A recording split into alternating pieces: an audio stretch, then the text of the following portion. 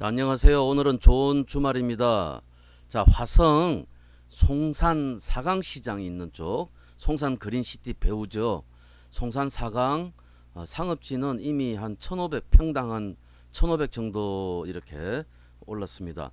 지금 송산 사강 쪽에 밭 171평 중에 53평 농지증 필요 없는 지역입니다. 자, 감정가 1억 8천에 현재 8월 말일 날 100%의 1차 진행됩니다. 한 달 뒤에 70% 추가 하락 시 또는 두 달 뒤에 49% 이게 지분 물건이고 해서 잘 분석해 보시고 응차를 고려해 보시면 되겠습니다. 자, 이런 지역이고요. 자, 여기 이제 자, 우리가 지도로 한번 보는 게 빠르겠죠.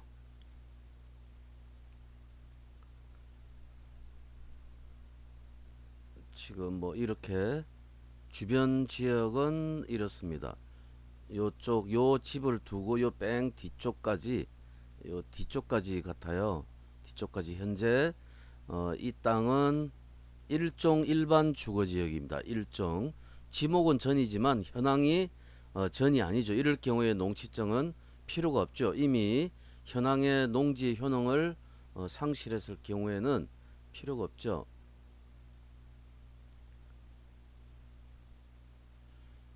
보시면 이렇게 도로가 있고 지금 요 집을 가운데 두고 이렇게 되어져 있습니다. 이렇게 되어져 있는데 여기에 도로가 있는데 도로가 여기 지나가는 도로가 공항로 이렇게 도로가 있는데 여기에서 제가 점을 한번 찍어 보면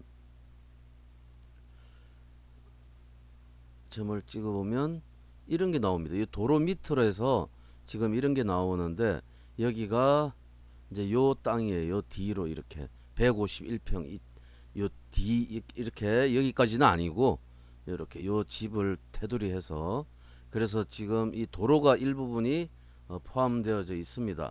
그래서 이제 이게 효능 가치가 보상 목적 외에는 뭐 실제로 소유해서 뭐 갖고 있다가 굉장히 뭐 활용 가능성이나 이런 것보다는 보상 목적에 가깝겠죠.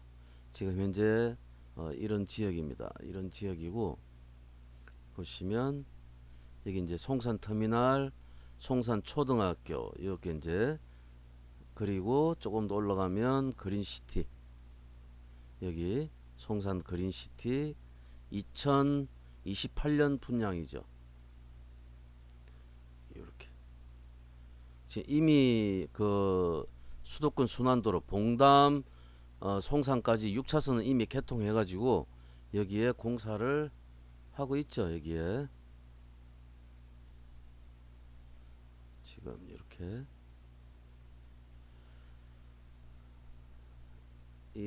여기 간척 사업이 여기랑 화운 간척지랑 간척 사업 자체가 달라요. 다르고 그만큼 이 초고층이 올라가는 지역입니다. 여기가 그래서 이 물건지는 현재 여기입니다. 여기고 송산 마도 IC가 있고 요 밑쪽에 이제 산업단지가 있고 그리고 조금 더 내려오면 남양 화성시청 그래서 이쪽은 앞으로 핫하게 작년 재작년 한 2년 전에 이쪽 독질이 이쪽에 전이 실거래가가 200이었어요. 200인데 다운 계약서를 쓰자고 해서 여기에 투자를 못한 적이 있었습니다. 이쪽에 참고하시면 되겠습니다. 자, 이제 전체 면적은 171평에 53.3평입니다. 여기 공유자 4명이고 지분 물건이고 현재 100%입니다. 지분 물건은 요거를 취득을 한 다음에 형식적 경매나 또는 그냥 보유하고 있다가 나중에 보상을 받으시든지 형식적 경매 절차를 거쳐서 이거를 전체 171평을 전체를 다 가지고 올 수도 있죠. 자, 463일이 지났고요. 한 달 뒤에 1억 2,600 최저가일 때 낙찰도 한번 고려해 보셔도 되고 또 아까처럼 그 효용 가치를 한번 보시고 49%대 아마도 송사는 핫한 지역이라서 요때 들어오든지 아니면 요때 들어오겠죠 이때. 그래서 한번 고려 한번 해보시기 바랍니다. 지금 제가 왜 이때보다는 좀 기다려 보는 게 낫다고 생각을 하냐면 이렇게 감정가가 337만원 너무 많이 올랐어요. 너무 많이. 지분 물건인데도 불구하고 지금 평방메타당 감정가를 100만원 평가했습니다. 100만원. 2년 전에 보다 2배 이상 올랐습니다. 감정가 자체가 농지증 필요 없는 지역이고요. 1종 일반 주거지역, 2종 일반 주거인데 2종 일반은 조금 끼어져 있습니다. 그리고 양쪽에 소로와 10m 포장도로 접해 있습니다. 자, 도시지역 아니고 비도시지역이고 성장관리권역이고 이런 상태고 보시면 요만큼만 여기가 2종 일반 주거인데 이만큼만 포함되어 있습니다.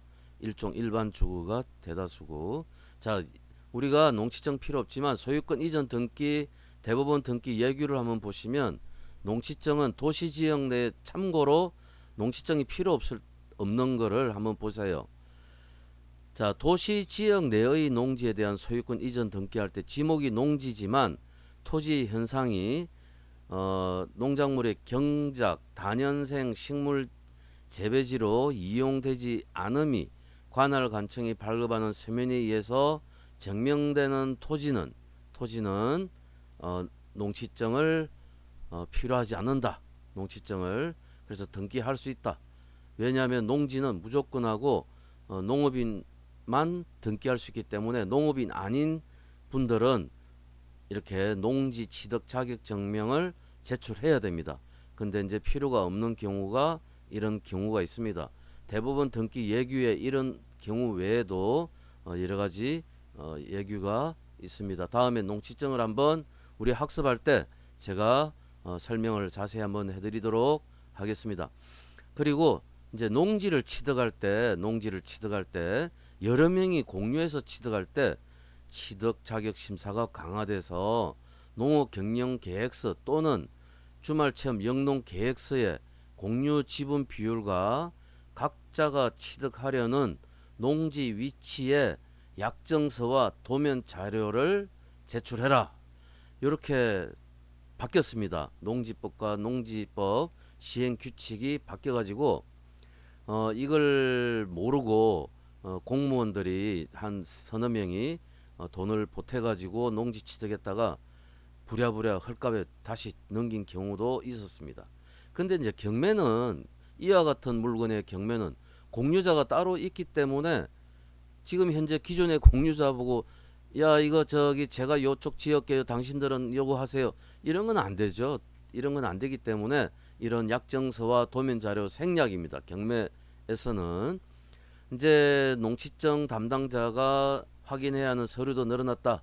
기존에는 뭐 이런 것만 있었는데 이런 거 좀 더 내라 이렇게 하는데 뭐 우리가 해당 사항 없으면 내지 않아도 됩니다. 발급 처리 기간은 7일이고 주말 체험 영농 목적 7일.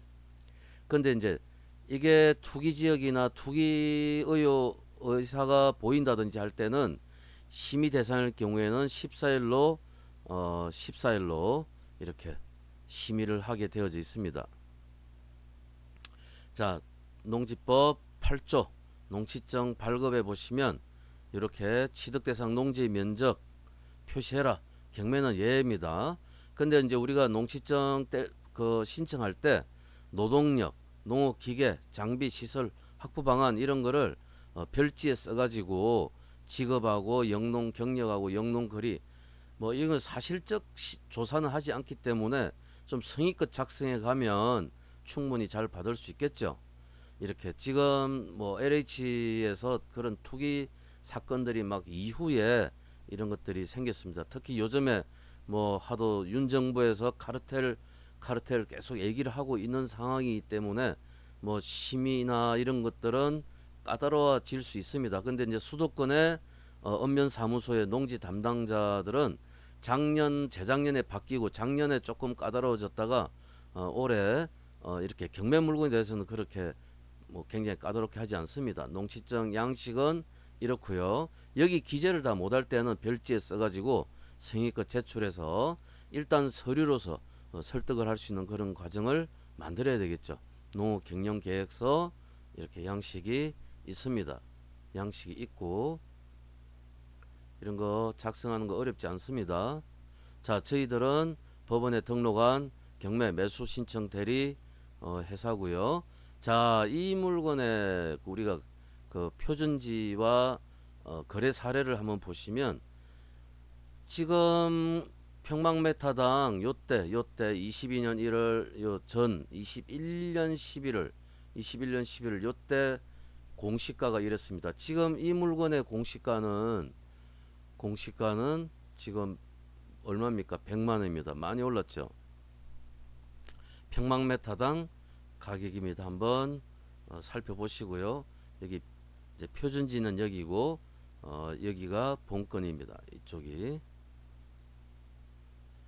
자, 이렇게 해서 지금 이 물건인데 아까 집 빼고 이 물건인데 여기에 이쪽은 2종 일반 주거지역이고 이쪽은 1종 일반 주거지역이기 때문에 이것만 2종 일반입니다.